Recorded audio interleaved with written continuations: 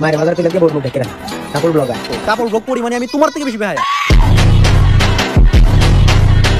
কাপল blog এটি এমন একটা জিনিস যে করে সেও মজা পায় আর যে দেখে সেও মজা পায়, কিন্তু পার্থক্য একটাই, মজা পাওয়ার পরও পাবলিক কাপল ব্লগারদের তালি না দিয়ে গালি দেয়। এই যে তোমরা কাপল ব্লগারদের গালি দিতেছো, ভাই তোমরা কি জানো কাপল ব্লগ করতে হলো যোগ্যতা লাগে। ফাইনালি সে যোগ্যতা হচ্ছে তোমাকে পৃথিবীর সবচেয়ে নির্লজ্জ ব্যক্তি হতে হবে।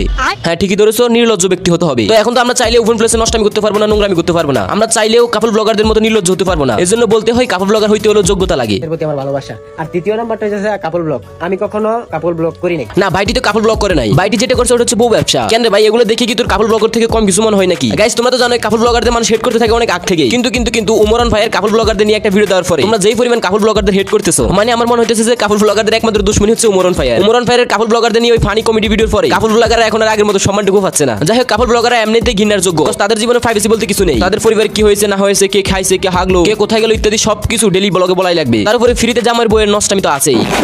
নো গার্লস গেঞ্জি মানে একটা ব্র্যান্ড, আর যারা পরে তাদেরকে অস্থির লাগে। ভাইটি মনে হয় অনেক স্মার্ট না ভাই, 2 দিন পর টিকটকাররা নতুন সাফরি গেঞ্জি কতগুলো নিয়ে আসে, এন্ড সেসব সাফরি গেঞ্জি কেন শুরু হয়ে যায় দেশে যত সব কন্ট্রোভার্সি। কিন্তু এখন আমার প্রশ্ন হলো ভাই, তোরা যে নো গার্লস টি-শার্ট পরতেছস তার মানে কি তোরা একজন ছেলেকে বিয়ে করবি? এসব প্লেয়ার হচ্ছে তারা কি পরিমাণ আজাইর হলে এসব কাজ করতে পারে। আর এদের মতো টিকটকারের কথা কি বলবো, এরা তো নো গার্লস গেঞ্জি পরেও গার্লস নিয়ে হাঁটাহাঁটি করে।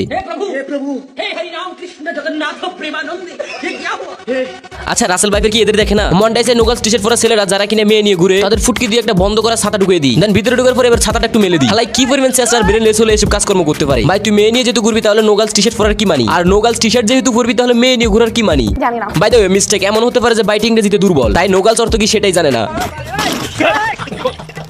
অন্য পুরুষ হয়েছে তাতে কি, আমার স্পর্শ ছাড়া তুমি সর্বদাই কুমারী। বারে ভাই বাহ বাহ, তাহলে তো আমার স্পেশাল সারা সানি লিওনো কুমারী, তাহলে তুমি এখলিফও কুমারী। আচ্ছা সবই তো বুঝলাম, কিন্তু আর্জেন্টিনা কবে থেকে 5 স্টারের মালিক? এই যে এখানে 3 স্টার আর সাইডে 2 স্টার। না ভাই উমর 300 মিলিয়ন লাইক ডান হইলো, খুশিতে মনটা বইরে গেল। না সম্মানিত মোবাইল চোরদের দৃষ্টি আকর্ষণ করছি, ভাই আপনারা কি এনাদের মোবাইল দেখেন না? না মানে ভাই এই জীবন আর কি দেখা লাগবো, আর কি দেখার বাকি আছে? এই যে নানা ভাই টিকটকে গিয়ে টিকটক করতেছে, নানা ভাই ধীরে ধীরে আর অনেক বড় সেলিব্রিটি হইবো, নানার অনেক ফ্যান ফলোয়ার হইবো, দেন নানা বড় হয়ে একটা ভালো কিছু করতে পারবো। আমি জানি আমার বিয়ে করাটা কতটা জরুরি।